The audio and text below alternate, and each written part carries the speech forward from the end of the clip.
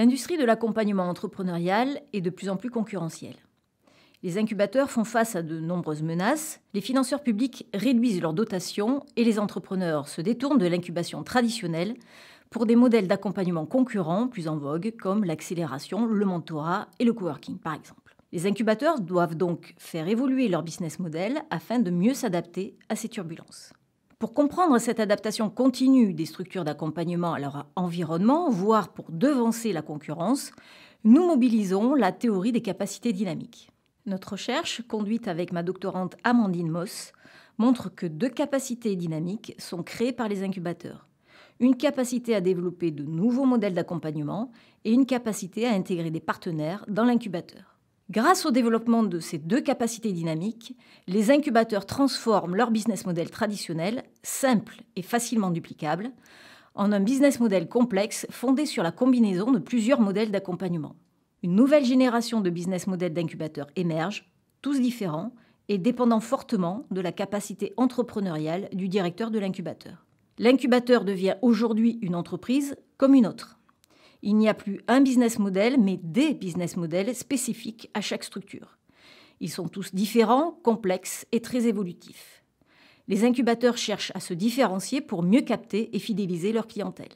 Notre contribution porte sur la combinaison de modèles d'accompagnement. Ce phénomène est à l'origine de l'émergence de cette nouvelle génération d'incubateurs, la 5e.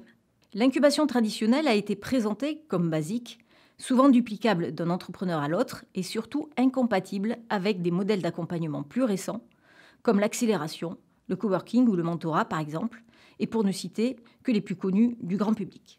Notre recherche démontre que cette séparation n'est plus du tout une évidence dans l'industrie de l'accompagnement entrepreneurial. Nous montrons que les incubateurs ont tendance à intégrer divers modèles d'accompagnement au sein d'une même structure.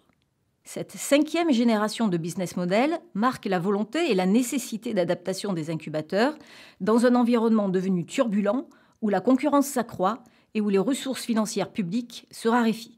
Pour rester performants et attiser l'intérêt de leurs financeurs désormais publics mais aussi privés, il n'est plus envisageable de conserver une incubation classique de laquelle les entrepreneurs se détournent. En complément de l'accompagnement traditionnel, les incubateurs ajoutent d'autres combinaisons d'accompagnement, comme l'accélération et le coworking par exemple, dans un même format d'accompagnement.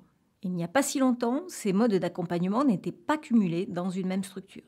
Notre recherche montre que le développement conjoint de ces 2 capacités dynamiques, la capacité à développer de nouveaux modèles d'accompagnement et la capacité à intégrer des partenaires dans l'incubateur, est à l'origine de cette transformation des business models des incubateurs. De plus en plus, les directeurs d'incubateurs développent des stratégies entrepreneuriales, à l'instar de n'importe quel dirigeant d'entreprise. Les incubateurs sont donc devenus des entreprises comme les autres. Pour faire face à un contexte dynamique où la concurrence s'exacerbe, où les ressources financières s'amenuisent et où les clients entrepreneurs se détournent de l'incubation traditionnelle, les incubateurs sont à l'affût de nouvelles opportunités et d'innovations. Les dirigeants des incubateurs créent ou détectent, puis poursuivent des opportunités, comme le font les entrepreneurs qu'ils accompagnent dans leur structure. Ces opportunités se concrétisent premièrement par l'adoption de nouvelles pratiques d'accompagnement entrepreneurial, deuxièmement par la recherche de nouvelles ressources financières, troisièmement par la quête d'innovation produits en matière d'accompagnement, quatrièmement par la recherche d'innovation en termes de processus, et 5e, par des innovations managériales dans la gestion même de l'incubateur. Au final, les incubateurs sont de moins en moins des structures publiques, ils deviennent de plus en plus hybrides, voire totalement privés. Dans ce secteur d'activité, l'innovation entrepreneuriale est au cœur de la réflexion individuelle, au travers des incubateurs, mais aussi collective, grâce au réseau d'accompagnement. Dans ce secteur de l'accompagnement entrepreneurial, on entreprend et on intraprend.